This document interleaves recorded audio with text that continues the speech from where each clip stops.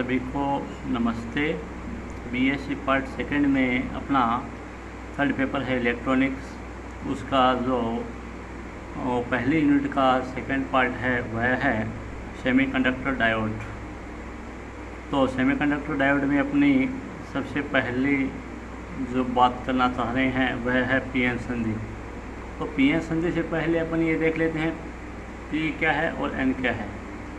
P एक अर्धचालक है, एन एक अर्धचालक है। अर्धचालक के बारे में हमने डिटेल में कक्षा 12 में पढ़ा है। कोई भी पदार्थ जो होता है उसकी 3 प्रकार की अवस्थाएं होती है: चालक, अचालक या कुचालक और अर्धचालक। अर्धचालक वे होते हैं जो ताप बढ़ाने पे तो विद्युत धारा का चालन करते हैं और सामान्य अवस्था में विद्युत धारा का चालन नहीं करते, वे अर्धचालक कहलाते हैं। अब अर्धचालक में भी 2 प्रकार होते हैं आपके, एक तो शुद्ध अर्धचालक जिन्हें नेज अर्धचालक कहते हैं और दूसरे होते हैं अपद्रव्य अर्धचालक। अपद्रव्य नेज अर्धचालक वे होते हैं जो प्रकृति में शुद्ध अवस्था में पाए जाते हैं और अपद्रव्य अर्धचालक वे होते हैं जिन्हें कोई अशुद्धि मिलाकर अर्धचालक बनाया जाता है। तो अपना पी और एन जो अर्धचालक हैं वे अपद्रव्य अर्धचालक हैं। अब पी और एन जो अपद्रव्य अर्धचालक है, इन दोनों के सहयोग से पीएन संधि का निर्माण होता है।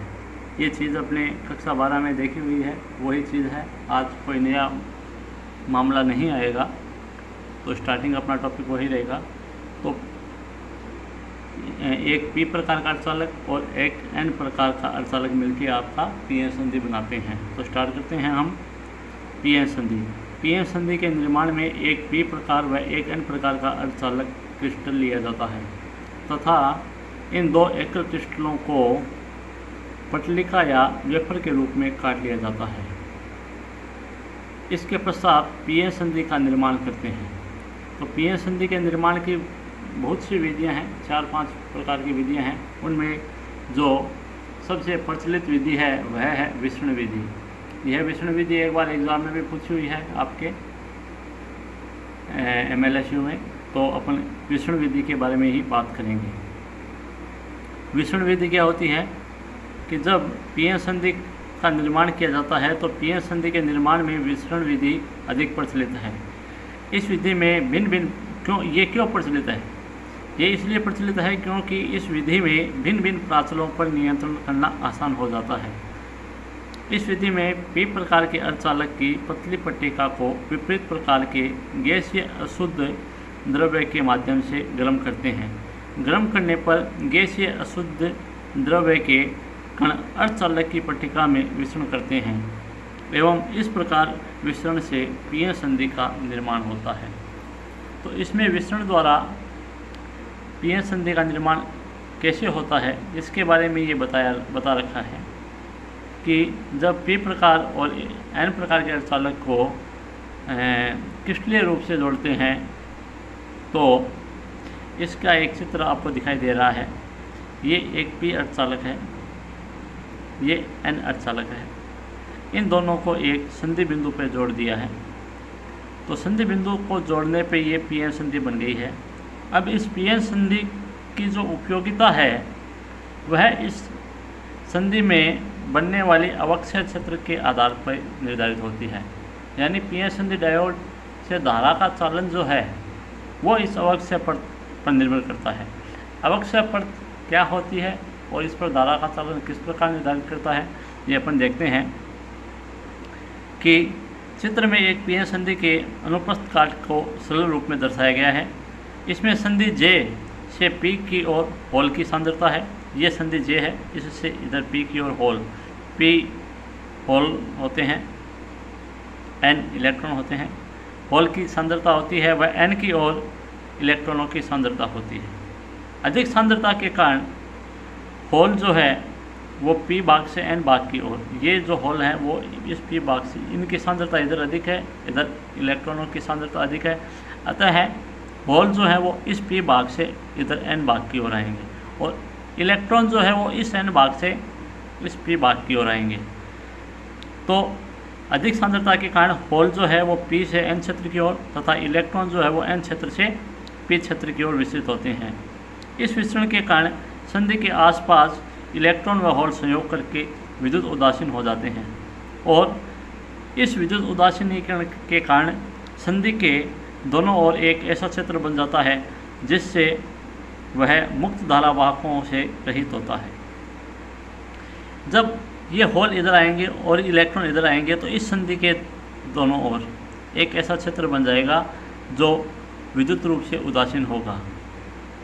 ठीक है, इस क्षेत्र को ही हम क्या कहते हैं, अवक्षय क्षेत्र कहते हैं। और इस क्षेत्र की जो मोटाई है वह अवक्षय पट्टिका कहलाती है, जिसे विभव रोधिका भी कहते हैं। इस अवक्षय क्षेत्र की जो मोटाई है यह लगभग 10⁻⁻⁶ मीटर होती है। तो यह आपका अवक्षय क्षेत्र होता है। अब यह अवक्षय क्षेत्र किस प्रकार विद्युत धारा के प्रवाह में अपना रोल निभाता है, तो यह अवक्षय क्षेत्र जितना पतला होगा विद्युत धारा का चलन उतना ही आसानी से होगा। यह अवक्षय क्षेत्र जितना मोटा होगा विद्युत धारा का प्रवाह उतना ही कम होगा। ये आपका अवक्षय क्षेत्र है। इसके पश्चात अपन चलते हैं IV अभिलक्षण। IV अभिलक्षण क्या है? I यहाँ धारा है, V वोल्टता विभवांतर है। तो किसी पीएन संधि के सिरों पर जब बाह्य विभव आरोपित करते हैं तो संधि के लिए वोल्टता के साथ धारा में परिवर्तन होता है। जब किसी संधि पर बाह्य वोल्टता आरोपित करते हैं और इस वोल्टता के मान में परिवर्तन करते हैं तो वोल्टता के साथ धारा में परिवर्तन होता है। तो वोल्टता के साथ जो धारा में परिवर्तन होता है उस परिवर्तन का अध्ययन करना IV अभिलक्षण कहलाता है। अब पीएन संधि के सिरों पर जो बाह्य वोल्टता आरोपित की जाती है यह दो प्रकार से की जा सकती है। पहली है आपकी अग्र अभिनति अभिलक्षण और दूसरी है पश्च अभिनति अभिलक्षण। पीएन डायोड का सबसे पहले अपन चित्र देख लेते हैं। ये पीएन संधि डायोड है, ऐसा आपने कक्षा 12 में देखा वही है। ये P है, ये N है। तो पीएन संधि डायोड की अग्र अभिनति अभिलक्षण और पश्च अभिनति अभिलक्षण। अग्र अभिनति अभिलक्षण क्या होता है?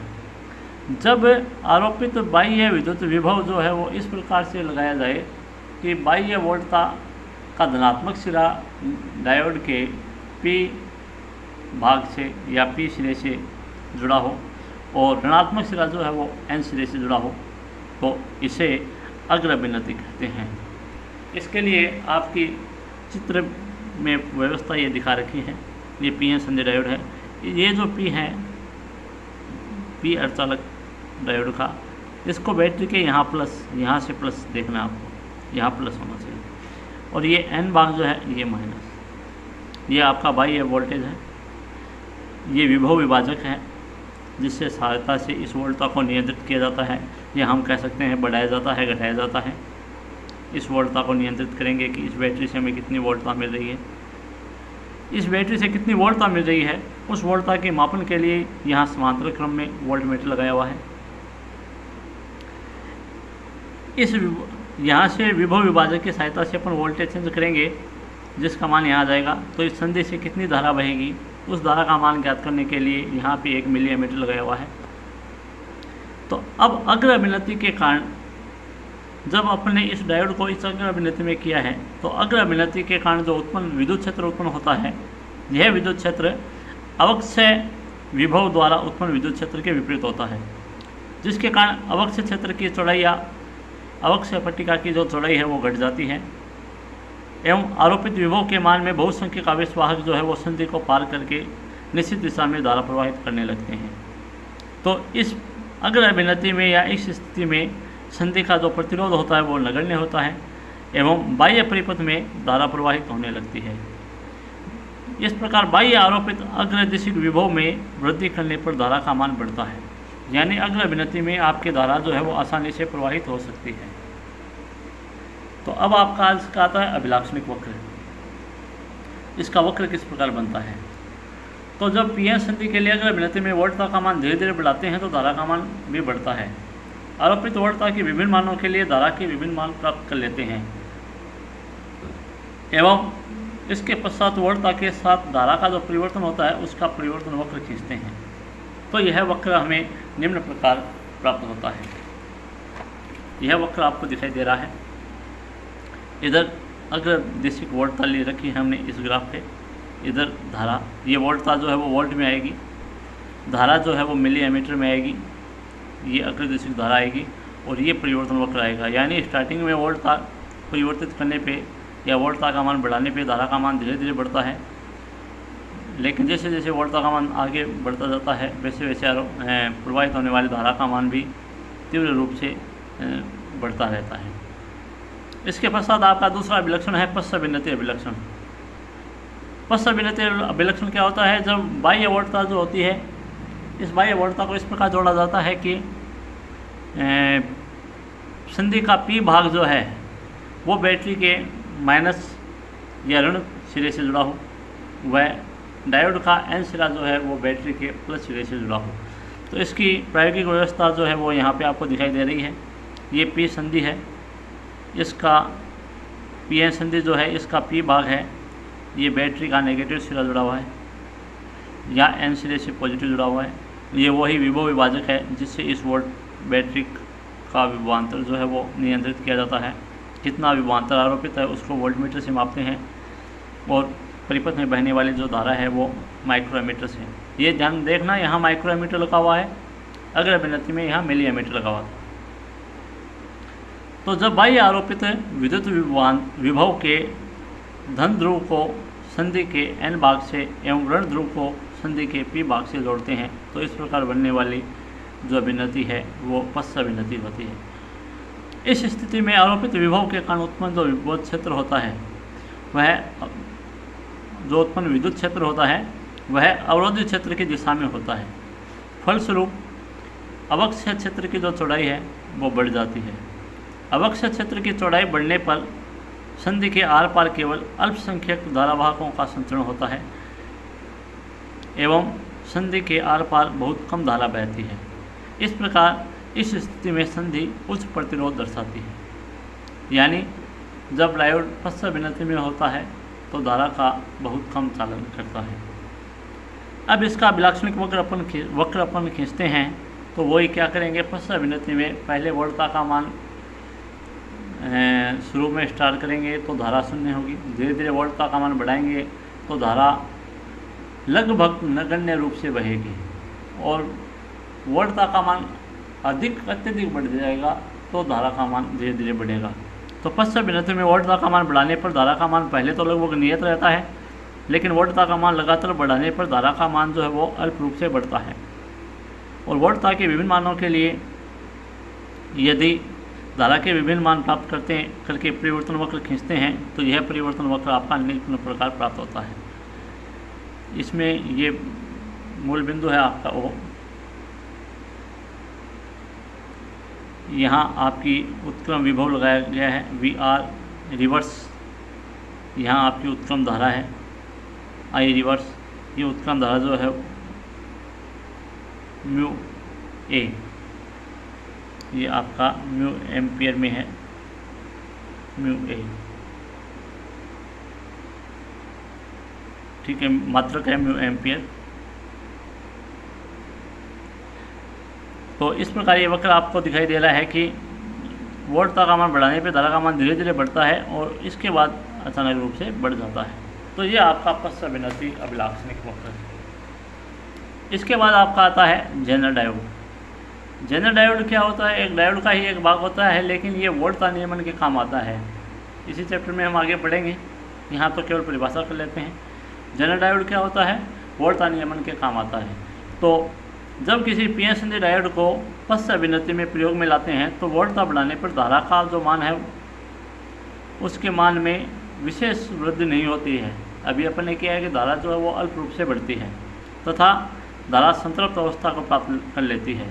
लेकिन यदि वोल्टता का मान और अधिक बढ़ाते हैं तो एक नियत वोल्टता पर या फिक्स वोल्टता जिसे वी भी कहते हैं उस पर धारा का मान जो है वो एकाएक रूप से बढ़ जाता है। यह नियत धारा जो है इसे टोटल वोल्टता कहते हैं। अतः एक ऐसा डायोड जिसका उपयोग उत्क्रम बायस अवस्था में टोटल वोल्टता के क्षेत्र में किया जाता है उसे जेनर डायोड कहते हैं। जेनर डायोड का जो प्रतीक चिन्ह है वो इस प्रकार होता है। जो सामान्य डायोड होता है उससे ये दो आपके निशान बाहर निकले होते हैं, ये जेनर डायोड होता है।